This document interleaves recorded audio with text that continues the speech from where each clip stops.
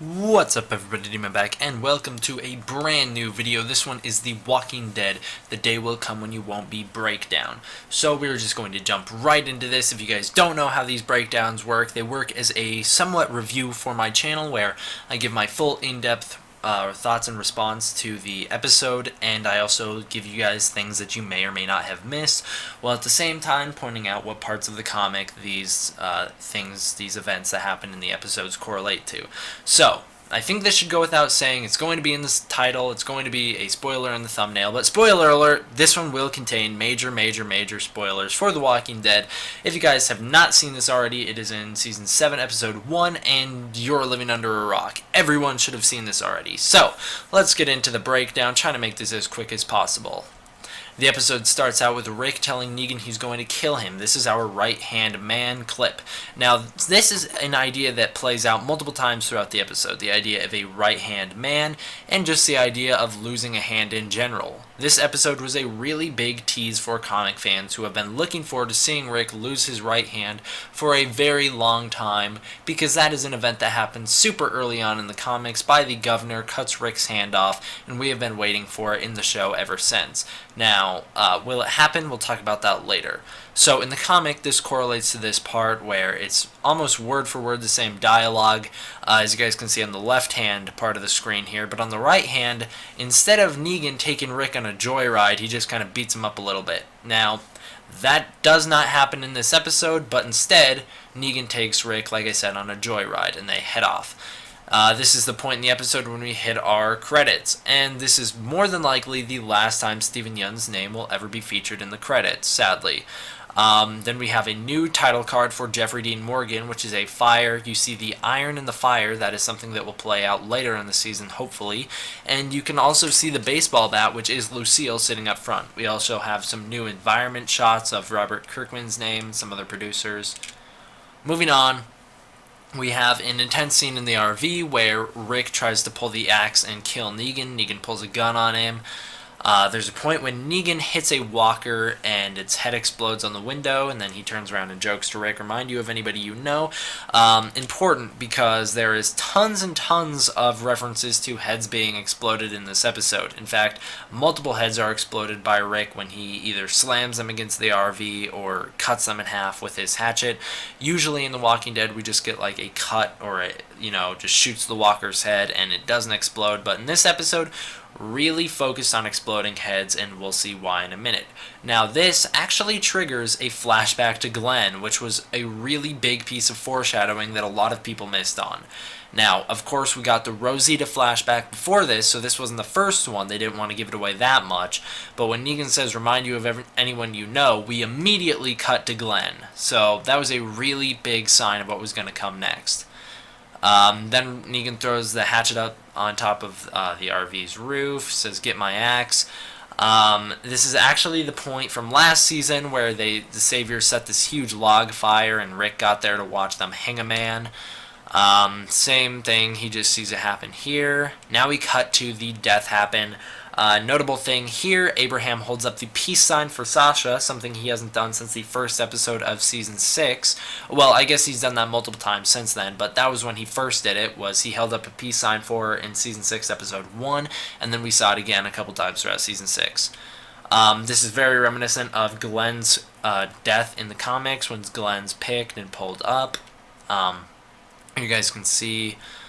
Here we go. So here's Abraham getting hit and falling. He actually sits back up, and as Negan says, he does take it like a champ. I feel like Abraham could get up and keep going for a little while after this. Of course, I feel like he'd die from loss of blood or blood clot in the brain or something along those lines, but he does seem to be doing fine right after that. He sits up, says, suck my nuts, and then gets killed. Glenn and Daryl are watching. Negan just beats everything out of Abraham's head. Then he makes some jokes about it. Daryl stands up, punches Negan. Now, this is what I really don't like, because at this point, Negan should have killed Daryl, but because the writers didn't want to go that way, he didn't, and instead, he had a little monologue, and then killed Glenn, and it was terrible. I hated it, because Glenn was my favorite character. Was the death fitting? Absolutely. It was his comic death. Steven Yeun wanted it. Glenn deserved it. Not the character deserved it, but like deserved as in an honorable way instead of like a terrible way. But it was a really amazing death. I love the way they handled it on screen, and it was really brutal too. So it's very reminiscent of the comic. Glenn dies. Terrible. Here you guys can see just how brutal it was, just how gory it was. Really cool. Then he sits back up, and it's like I said, they really did a good job bringing the comic to life here. Negan taunts him a little bit, something seen in the comic book, and then in the show, Glenn says, "Maggie, I'll find you," referring to multiple things. How every time Glenn and Maggie have been separated, whether at the prison or the dumpster or whatnot, Glenn has always been able to find her. And also, as Lauren Cohan explained on Talking Dead, they're star-crossed lovers. No matter what, even if Glenn's dead, in the afterlife, he will still find her. So, very cool there, very sad. Just a brutal moment. And then in the comic, all he's able to get out is Maggie. And then he's killed. Like I said, they did a really good job bringing the comic book to life here, even if it was maybe a little bit too brutal. I honestly don't think it was. I think this is what it needed to be, but a lot of people have complained that it was too brutal, especially with the eyeball here. As you guys can see, the eyeball is just...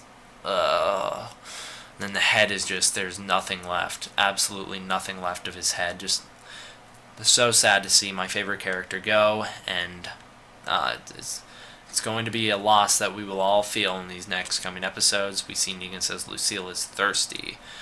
There's his death from the comic book in color. There's how it was presented in the actual comic. They did a really good job with everything, even the eyeball, so I really like it. Here's Negan making some jokes. She's a vampire bat. Same thing from the comic. Was a joke bad? Pick up at a right-hand man scene, and then as you guys can see, we've done a full circle.